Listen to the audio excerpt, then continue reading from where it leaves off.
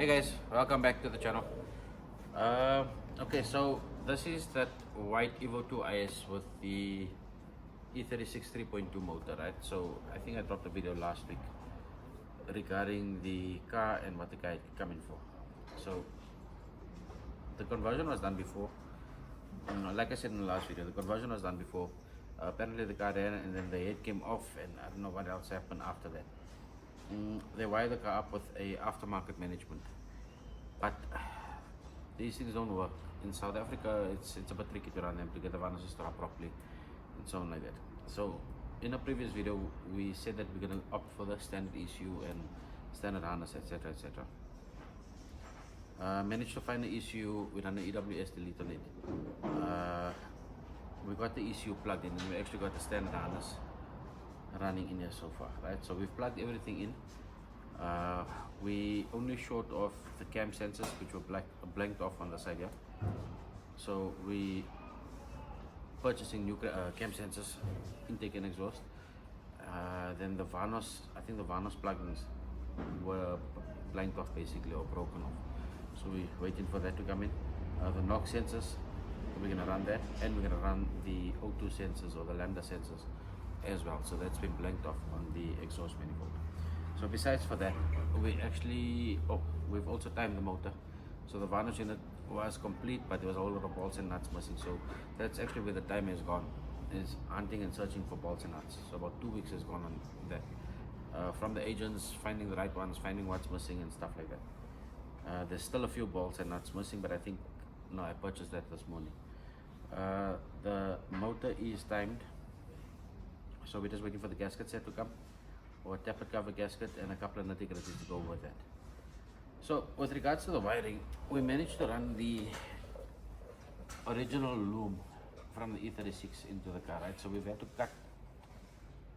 We had to cut this unit here, and we're going to try and mount it and see how we can get it sitting a little bit flush to the firewall. We ran the ECU into the driver's side, or we managed to run the ECU to the driver's side. So if you look at the E36s, all the ECUs sit on the passenger side.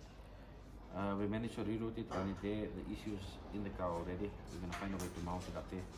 Then what we done was we managed to tap into the original C101 connector, C104 connector of the E30, right?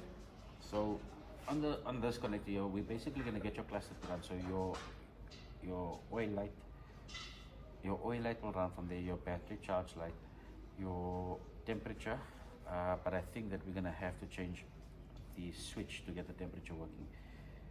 The temperature will work, obviously fuel gauge is going to work from there. Ref counter, we found the correct wire for the ref counter, but calibration wise, I'm not sure what's going to happen. I'm not too sure if we're going to if the signal will match. So once we start up, we'll double check on that.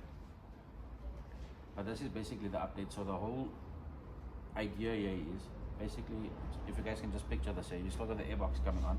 So we're going to run the standard 3.2 airbox, and we're going to run the airflow meter here, and then we're going to run the airbox for that here. So this airbox bracket might have to come out. And then we're just going to see how we can neaten up the wiring neatly. So this is what we've done now, is just basically placed it roughly. And we want to do a startup first. Once the startup is done, and then we can start closing up and neatening out. But this is the idea behind it, is that we want to run the standard ECU, standard harness, tap into the E30 harness, get everything working. So the plug will still sit as per normal up here. It'll still be closed up nicely. These are the extra wires from the E36 loom.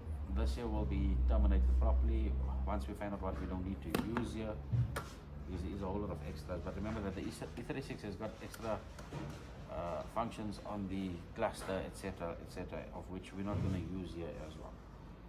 So I want to start up. Once that is done and we know the wiring is fine, we can close up. But we're trying to have almost OEM finish to the engine bay. So with our previous conversions, and that was still done with the management, guys would have seen that we try to get it as close to OEM as possible. So once that is in place, we'll do a clean up on here, we'll get a cowling on here. We're still going to see if we can fit the if there's space for the viscous fan, because I see that the cradle is moved in a bit. So if there's no space for the viscous fan, what we're going to do is we're going to run the fan in front and we're going to bypass the aircon. If there is space between the radiator and the engine, we're going to run the viscous fan and we'll keep the aircon, condenser and fan and stuff like that, and we will run the aircon as well with the vehicle. So guys, this is an update. A lot of guys asked me to do an update, especially on the wiring. Let's hope by Monday or Tuesday we can try and start this car up and I'll have more information for you. But then we are going to start closing up and hopefully start testing the vehicle. Guys, I hope you enjoyed this episode. Again, like, subscribe, share. You guys know what to do. And let's wait until the finish. Cheers, guys.